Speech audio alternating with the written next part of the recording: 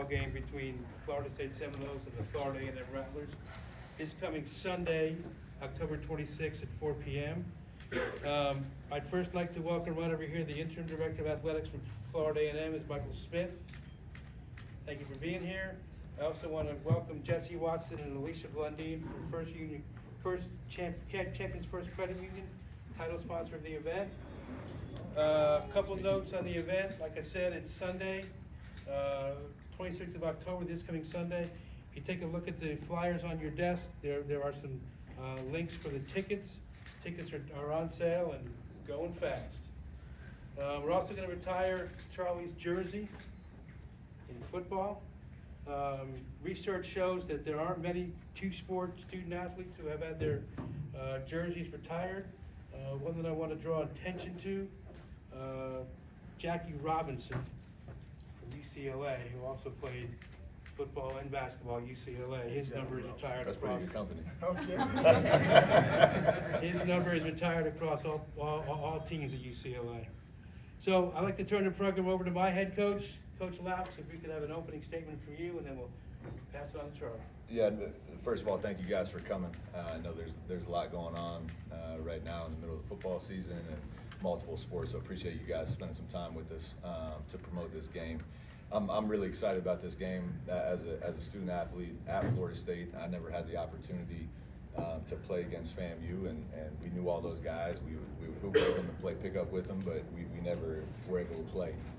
So part of getting this job, I already wanted to get that game on the schedule because I just think it's great for Tallahassee, it's great for our communities to celebrate both programs and how competitive we can be. But then obviously when Charlie got the job, it moved to the front of my list. I grew up a massive, as most kids in Florida did, a massive Charlie Ward fan. And then getting to know him over the past several years, it has been a true blessing. He's one of the all-time great athletes in collegiate athletics, and had an unbelievable professional career. As a basketball guy who grew up playing football, he was the epitome of what it looks like to do it the right way.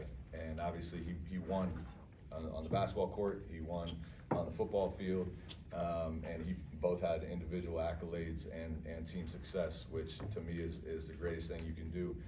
Aside from that, to even go further, Charlie is one of the best human beings I know. Take all his athletic endeavors away, and he's still a good man. And so I'm just so excited for him and the job he's going to do at FAMU. I hope this game is something that we can continue and eventually, maybe get on the regular season non-conference schedule. But for us to celebrate both of our programs, celebrate the city of Tallahassee, and then ultimately hang Charlie's jersey in the rafters where it's belonged for a long time, is something that I'm really excited and fortunate to be a part of. Over to you, Charlie. Well, I guess unlike Luke, I did compete against FAMU on the court at the Tucker Center almost 34 years ago. That's a long time, but just grateful for this opportunity to be able to be back at the Tucker Center in a different capacity, but with a lot of great emotions and memories that I was able to have while there. And one of the things when I got the opportunity to be at FAMU was to make sure that we got this game on the schedule, because I think it's just a great opportunity for both universities and the city to be able to come together because of what happened 34 years ago. And so this is just a great blessing for me to be a part of it all. And then on top of it, to get honored the way that I'm being honored was not the reason why I came to Florida State to get my name or my jersey retired, but that's just a byproduct of the work and the teammates and the coaching that I was able to receive, and God gave me this opportunity to be able to have a platform. And so I'm just grateful that I have an opportunity to be able to do it 34 years later. And of course, it'll be a little emotional when it's all said and done because of all the great memories that I've been able to have and the people. The people that I like to highlight two coaches mainly, Coach Bobby Bowden and Coach Pat Kennedy, because they gave me an opportunity to be able to play both sports, which is very uncommon for coaches to work together in two major sports, to give me an opportunity to do something that I dreamed of doing. And so I'm just grateful for those two coaches for working things out. In this day and age, that's not an easy thing to do. But there's their collaboration for the student athlete, which I think Luke has the same heart, is what can we do to help our student athletes achieve their goals? And that's our main goal for our programs, and this is one of the reasons why we're doing what we're doing on Sunday.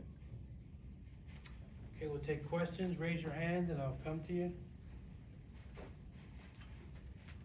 Not all at once. Liam from the Democrat. This one goes just for both you guys. You kind of touched on it, but for Luke, for this to be your first one at home, at coaching on the sidelines, and you guys play against Alabama, what does it mean to not just welcome in FAMU, but to welcome Charlie? And then Charlie, you kind of touched on it there, but getting to come back into Tucker Center as a head coach instead of, as a player or as a fan, to be on the sidelines and, as you mentioned, a different capacity. What does that feel like? Yeah, I think for both of us, it'll be the first time coaching in a gym we played in. And I think that alone is special, regardless of the circumstances, regardless of whether it's an exhibition, preseason, regular season, it doesn't matter. I think that in its own capacity is pretty cool for me, and I'm sure Charlie's gonna feel it on the sideline too. A lot of those memories come back, a lot of those games we competed in. And now to do it as a coach and a leader of young men, I think is going to be special for me. And then add on the additional, unique opportunity of hanging Charlie's jersey in the rafters where it belongs, and getting to compete against a crosstown school that we both care about each other in our universities. I think it's the absolute best case scenario for me to raise awareness for our programs, to build them in the way in which we want to build our programs, and hopefully we can do it in front of a sold-out crowd. So I think it's a great opportunity for our young guys to play their first game at home. Yes, I mean we're kind of in the same boat, just working to build what we've worked to establish over these last couple of months that we've been together, and then to be able to come back, for me, to come back to the place where I've called home for a long time. When we was walking in, my son Caleb was like, I feel awkward in these colors on this campus. And so I'll be in the same boat, was in the same boat walking up today, and I'm sure I'll be in the same boat on Sunday. But I'm sure Luke has done this before, where he's played somewhere and he's gone back, and it's just different. But once you get over those emotions and different things, you still have to go out and do your job. And hopefully the game is competitive. I gotta tell them we're gonna show up and compete. I don't know what the outcome's gonna be, but our goal is to show up and compete, and then live with the results. And so I'm just happy that we have an opportunity to be able to do it. Chris Nee? For both of you guys, just the goal of building the basketball community here in Tallahassee, kind of in a unified front. Just speak on that if you would. Well, this is a great start to the unification. As I mentioned 34 years ago, that we were scarred from this game, but just grateful that we're able to be able to put it back together, because we're in different places. I get asked that question all the time about what are the players gonna do? I mean, players weren't even born. Someone wouldn't even thought about what they wouldn't even thought about when everything happened. But I'm just grateful that our guys get an opportunity to be in this environment. We're working to try to put them in different types of environment, give them different experiences, very similar to how we had experiences while we were here or while we played. This will give them an opportunity. I don't know how many, I know it'll be sold out, we're gonna claim that. And I don't know how many opportunities we'll get a chance to play in front of a big crowd like this. We will go in some gyms where it will be sold out, but we probably won't have as many as we will have on Sunday. So this is just another blessing for our guys to be able to put this experience in their lives. Yeah, Chris, I try to live in reality. Tallahassee is a football town, and most likely always will be. And I grew up a Florida State football fan, and so I'm cheering my behind off as much as all you guys are to hopefully get their success with Florida State football back to where it needs to be. With that being said, I just think this town, when they have good basketball, erupts, and I've experienced it on a smaller scale.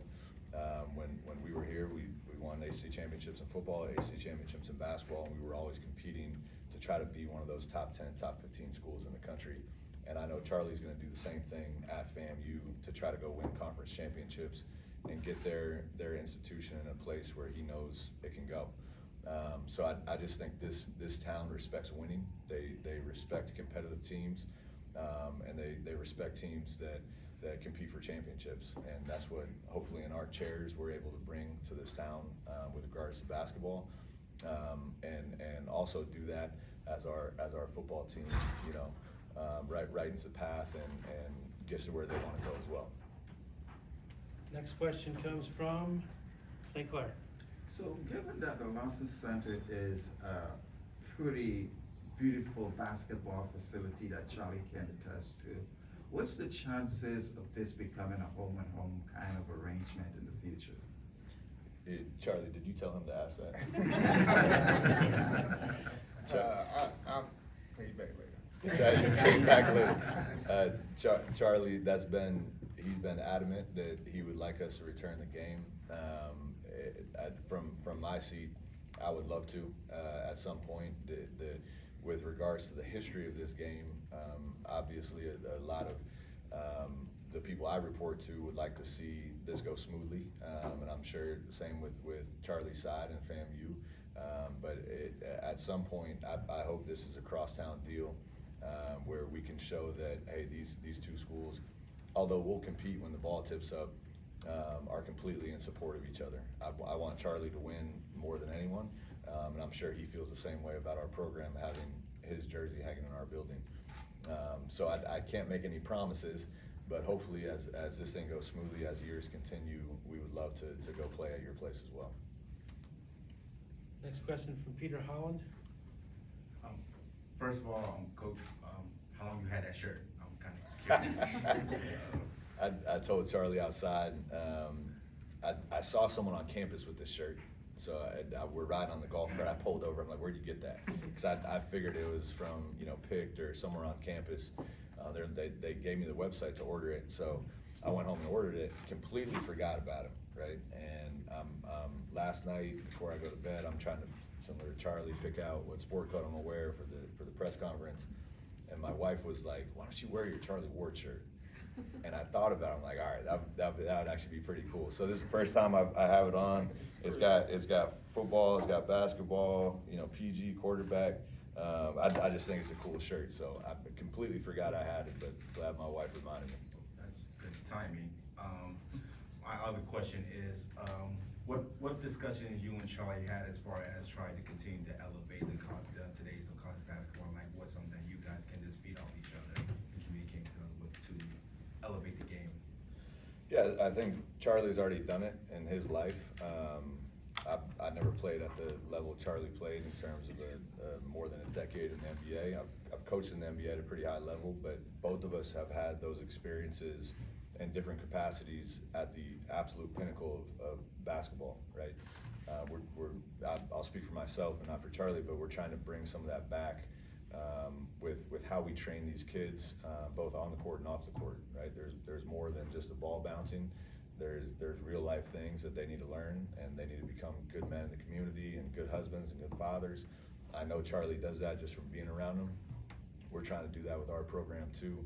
And through that, as you raise young men the right way, the basketball stuff tends to figure itself out. And I think that, I know for our team, I don't have any film on Charlie's team. I know some of their guys on their roster, but we got a really good bunch that's super competitive, but they're about the right things on and off the court. And that's how I'm gonna try to build my team every year that I'm sitting in this seat.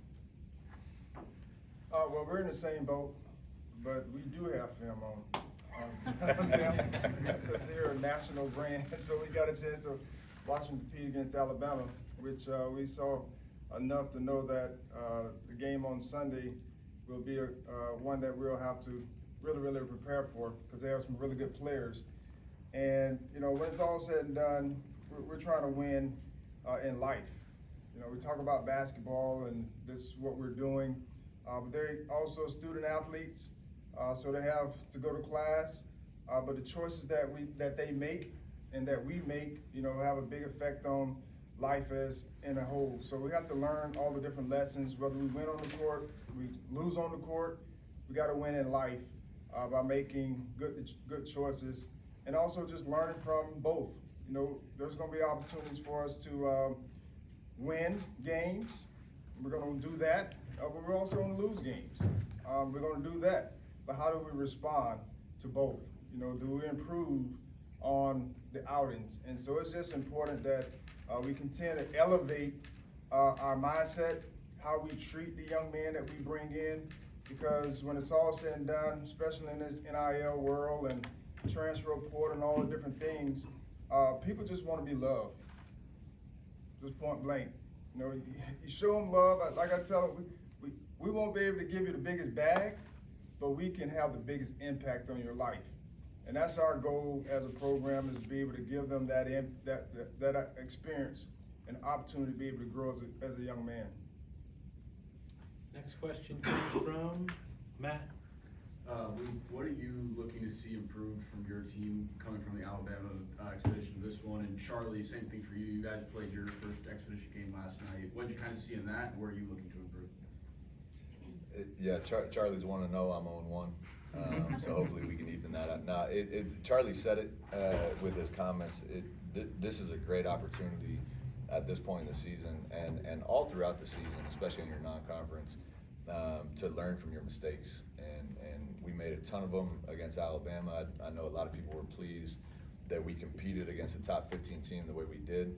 I was not as happy after that game, because I felt like we gave the game away.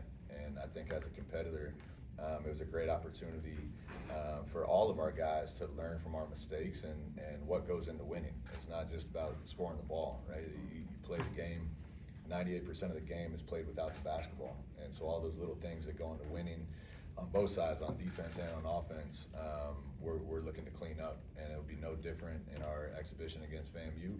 It'll be no different in our non-conference schedule. I think every opportunity you get on the court is a great experience to compete at the highest level, learn what goes into winning, and then correct those areas where you're failing at. For us, it was just good to have people in the building playing against someone else, and getting that on film for us to be able to watch, so that we can improve upon what we want to be able to do long term. And as Luke mentioned, every game has a life of its own. You have to make decisions, and then there are going to be choices that they make, players make, coaches make, that we can learn from. And last night, against Edward Waters, our guys, we did what we wanted to do, which was, extreme pressure to get them uncomfortable. But we were able to also shoot the ball at a high clip, which was something that we do a lot of. Luke does, I'm sure they do the same thing, but we were able to shoot it at a high clip. And so I was just proud to see the guys come out and compete at a high level and do it over the course of 40 minutes. Ryan in the back. For both of you guys, obviously crossing the century mark in your first exhibition games, this is obviously a big thing for the community, but also for both of you.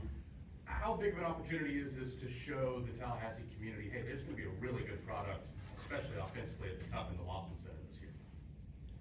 Well, hopefully we can shoot it as well as we did the other night. I'm sure. I don't hope that. Luke didn't want it to happen. But like I said, every game has its own life. You have to go out and execute, and there are things that you can't plan for. You prepare for, but you can't plan because it's actually happening during the course of the game. But you have to make adjustments, and that's on both sides. But just to be able to have opportunity to be in the game and play the game will be a great blessing for us. And we'll like I say, we'll learn and we'll show up and compete. But at the end of the day, Luke and I want the same thing, which is to win. But when it comes down to it, whoever executes the best is going to win the game. But at the end, it's going to be a win for not just our programs, but the city as well. I told this story at a boosters event before football had the Taj Mahal behind us. They used to come in when they got rained out and use our practice facility to run their routes. And we had just finished up practice. The football guys were coming in, and I took the elevator with Bobby Bowden. It was just me and him. I was nervous. I told him my dad was a practice player for him for one season. He acted like he remembered. He had no idea who it was. And I just asked him, I said, eventually I want to get into coaching. You know, do you have any advice for me? And he grabbed my shoulder like he does. And he said, son, all you got to do is score one more point than the opponent, and you'll be all right. And I took that with me. It doesn't matter whether you score 150 points or you win 41-40. Either way, we're trying to do whatever it takes to win the game, right? Now, by design, our team is built to have a pretty powerful offense. I'm hoping that we can continue what we started against Alabama, no matter who the opponent is, whether it's FAM or Duke or North Carolina. We're going to try to play fast and play an efficient brand of basketball. And I think that will lead to some excitement for fans to come watch us play. And I know Charlie and I know some of his staff, you know, Jared Lazarus, some of his younger coaches were at Florida State. And I know those guys really know the game, you know, and they're going to help Charlie. And Charlie's won everywhere he's gone, whether it be coaching in high school, whether it be his professional career as a student athlete. So I know he's going to find a way to put together an exciting product where eventually FAMU's community will want to come support him, and hopefully every game's a sellout, and they're having a blast, win, lose, or draw. And just piggyback on Luke, I haven't won everywhere I've gone. Where'd you lose? I We don't lost need to as talk a- about it. I lost as a football coach, but never mind. No one remembers that. Next question comes from Bob Ferrante. Maybe for both coaches, what advice have you given to each other as first-time college head coaches? And if not, what would you share to each other right now about the season ahead or what you've learned in these 6-7 months? Well, I reached out to Luke when I got the job to just try and get some best practices on different things that he's learned, he's done over the course of, you know, just coaching in the NBA. And I mean, I've done that with quite a few people, that relationships that I have. And he's been very open about just helping me with best practices, things that he's learned in his NBA coaching career. And, you know, we're in the same boat, but he's, you know, has some experience before I got the opportunity. So just working to, you know, pick his brain in that area. But I've been blessed to have, as he's mentioned, some great coaches that have coached in college, high school as well, that's helping me along the way, especially last night, you know, being my first college game, a little different. But having Coach Lazarus, Coach Lewis, and Granger, and even Sebastian Aguilar there to kind of help with the programming of it all. But I'm grateful that we have exhibition. Yeah, just I think as coaches, we're always trying to learn, and everyone has a different background, different experiences, different way to do things. Charlie's been a good sounding board, obviously being a pillar in this community, both athletically and with what he's doing with this foundation. He knows a lot of people, and a lot of people respect him. And I just think our relationship has continued to grow and will continue to grow as we're both going through, you know, our individual struggles and our individual successes. And I think we'll lean on each other throughout the season. And like I said, his staff is full of people that I have relationships with, and vice versa. You know, Jared Lazarus, like we spoke about, was a graduate assistant when I played here. Coach Granger has been at McClay for a long time, has coached a lot of guys that I'm very close with. And we bump into each other in the community all the time. And I just think it's such a unique and cool relationship that our staffs have with each other. And I think that communication will continue to flow. Next question comes from, I can ask it, Coach Loucks, what is your first memory of Charlie and your greatest memory of Charlie? Oh, that's tough. First memory, I think I just turned 4 years old, maybe 3. It was that 1993 season. It was like literally one of my first life memories.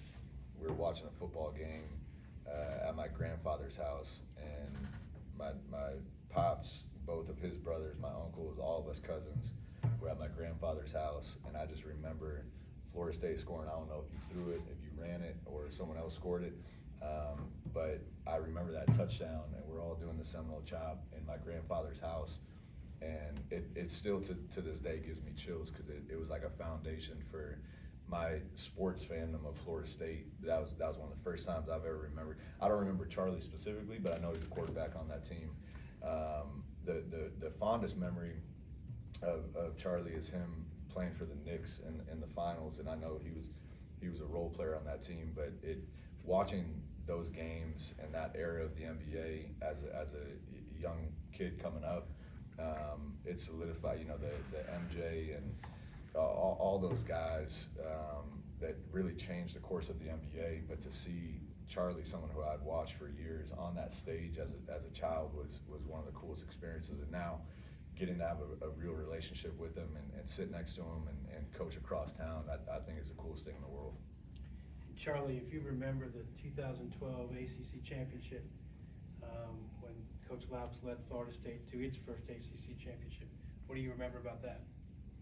Well, Luke was the point guard that kind of led the team, which is kind of par for the course for him leading FSU now as the men's basketball coach. And his leadership was very evident on that team. That's one of the things I remember. Number 4, being able to, you know, play at a high level. He wasn't going to wow you with a lot of different things, but what he did do was bring the team together and making sure that everything worked. And that's what most point guards do. And so I just remember his presence being on that team in that way. And it just goes back to what a point guard looks like. And when you have a great group around you, you can achieve great things. And so it was good to be able to see FSU win the ACC championship that year. And I'm not sure what happened after that. I turned the ball over too much and we lost to go to Sweet 16, but that happens. Sweet 16. Are there any more questions for our two coaches today? You guys can just remember the ticket link is in both of those releases right there. If you can use that and get that out. Both Florida State students and FAMU students will be admitted free to the game present your student ID. And please come early as we honor Coach Ward and put his jersey up in the rafters. Thank you, guys. Thanks, everybody.